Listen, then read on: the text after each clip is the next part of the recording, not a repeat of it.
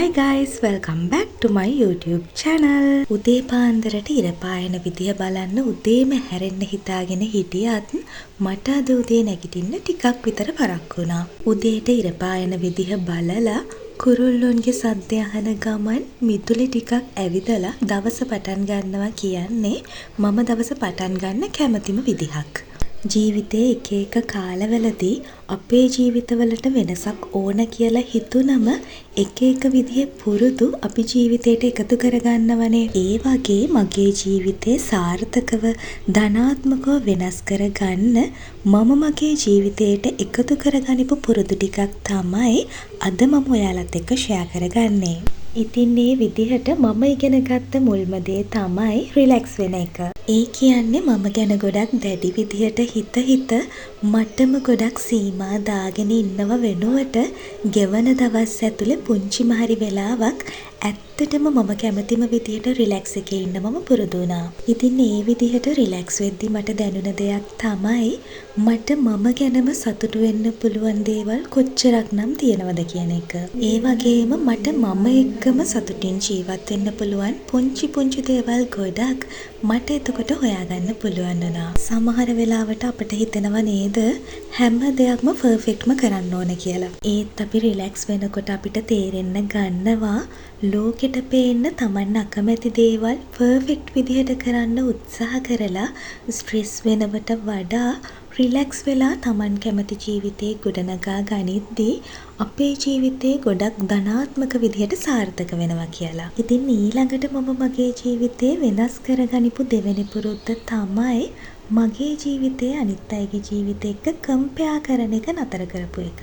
අපි අපිව හරියට අඳුරගත්තේ නැති වුණාම තමයි ගොඩක් වෙලාවට මේ විදිහට අපේ ජීවිතය අනිත් අයගේ ජීවිතය එක්ක කම්පෙයාර් කරලා බලන්න අපි පුරුදු වෙන්නේ. අපි තේරුම් ගන්න ඕන දෙයක් තමයි මිනිස්සු හැමෝම විවිධාකාරයි කියන එක. මිනිස්සුන්ගේ ජීවිත දිහා වෙනම බැලුවොතින් අපිට පේන දෙයක් තමයි ඒ මිනිස්සුන්ට තියෙන්නේ එයාලටම ආවේනික වෙච්ච, එහෙමත් නැත්නම් එයාලටම විශේෂ වෙච්ච ජීවිත කියලා. ඒත් ගොඩක් වෙලාවට තමන්ගේ තියෙන වටිනාකම විශේෂත්වය අඳුරගන්නේ නැතුව අපි කරන්නේ අනිත් අයගේ ජීවිත එක්ක අපේ ජීවිත සංසන්දනය කරලා එයාලට තියෙනවා මට නෑ කියලා දුක් වෙනවා වගේම එයාලගේ ජීවිත එක්ක මගේ ජීවිතේ කම්පෙයාර් කරලා බැලුවම මම අසාර්ථකයි දුර්වලයි කියලා වගේ නිගමනවලට එළඹෙන එක.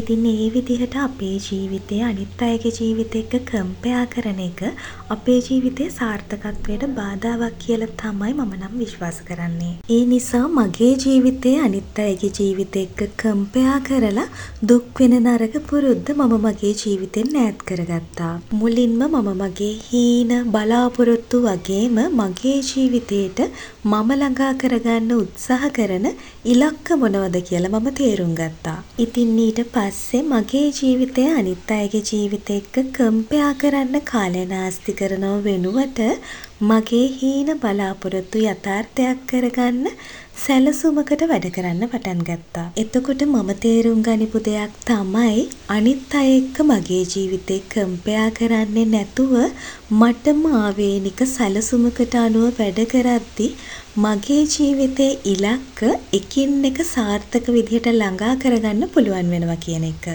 ඊළඟට මම මගේ ජීවිතේට ඇති කරගනිපු තුන්වෙනි පුරුද්ද තමයි මගේ ජීවිතයේ ඇතුලේ තියෙන පොසිටිව් රිලේෂන්ෂිප්ස් හරි ආදරෙන් රැක බලා ගන්න එක. මෙතනදී මගේ ජීවිතේට ගොඩක්ම වැදගත් වෙන අය කවුද කියලා මම තේරුම් ගන්නවා. ජීවිතේක කාලෙකදී මමත් හිතාගෙන හිටියා මට ගොඩක් යාළුවෝ ඉන්න ඕන කියලා.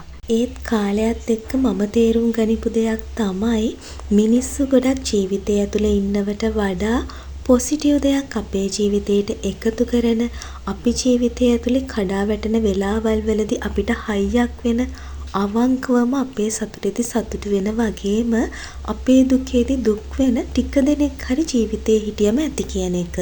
මේ වෙද්දි මට ගොඩක්ම වටින දේ තමයි මගේ පවුල කියලා කියන්නේ. මෙතනදී මම වැඩි වටිනාකමක් දෙන්නේ මගේ අම්මා, තාත්තා, අක්කා වගේම මල්ලිට. පහුගිය අවුරුදු 2ක කාලය ඇතුළත මගේ ජීවිතය සම්පූර්ණයෙන්ම වෙනස් වුණා. මට හිතෙන විදිහට මගේ ජීවිතේ මම ගත කරපු අසීරුම කාලය තමයි ඒ පහුගිය අවුරුදු 2. ඒ කාලය ඇතුළත මම හිතින් කඩන් වැටෙනවා වගේම වැඩි කාලයක් අසනීපෙන් හොස්පිටල් වල ඉන්නත් මට සිද්ධ වුණා. ඉතින් මේ විදිහට ජීවිතේ පහළටම කඩන් වැටුණු මට හිටියටත් වඩා ශක්තිමත් විදිහට ගොඩනැගෙන්න ලොකුම ශක්තිය වුණේ මගේ පවුල සහ එයාලගෙන් ලැබුණ ආදරය. ඒ නිසා මම මගේ පවුලේ අය එක්ක ගත කරන කාලය ගොඩක් වැඩි කරගත්තා. ඒ වගේම මගෙන් මගේ පවුලට වෙන්න ඕන යුතුයකම් ඉෂ්ට කරන ගමන්ම මගේ පවුල ඇතුලේ මට ලැබෙන ආදරය, රැකවරණය වෙනතට වඩා විඳින්න මම පුරුදු වුණා. ඉතින් ඒ වගේම මම මගේ ජීවිතේට යාළුවෝ එකතු කරගනිද්දිත් ගොඩක් වෙලාවට මගේ මයින්ඩ්සෙට් එකට ගැළපෙන විදිහේ අය තමයි ආශ්‍රය කරන්නේ. ඒ වගේම නිතරම නෙගටිව් දේවල් කියන, නෙගටිව් දේවල් අපේ ජීවිතවලට එකතු කරන්න හදන අය අපේ ජීවිතවලට සම්බන්ධ කරගන්නේ නැතුව පුංචිම හරි පොසිටිව් දෙයක් අපේ ජීවිතවලට එකතු කරන, අපිව ශක්තිමත් කරන මගේ ජීවිතයේ තියෙන පොසිටිව් quality relationships හරි ආදරෙන් බලාගන්න මම පුරුදු වුණා. මේ දේත් මගේ ජීවිතය ඇතුලේ ධනාත්මකව ලොකු වෙනසක් ඇති කරන්න හේතු වුණා.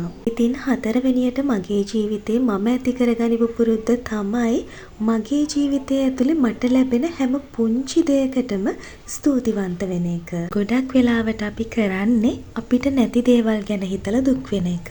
එතකොට අපිට තියෙන දේවල් වගේම අපි ජීවිතය ඇතුලේ සාර්ථක වෙච්ච තැන් අපිට අමතක වෙනවා.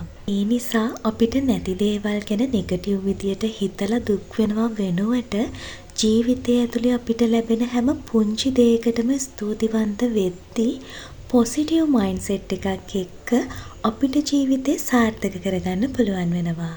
ඉතින් අදට මම නවතින්නම්. ආයෙත් ඉක්මනින් එනකන් පරිස්සමින් සතුටින් ඉන්න.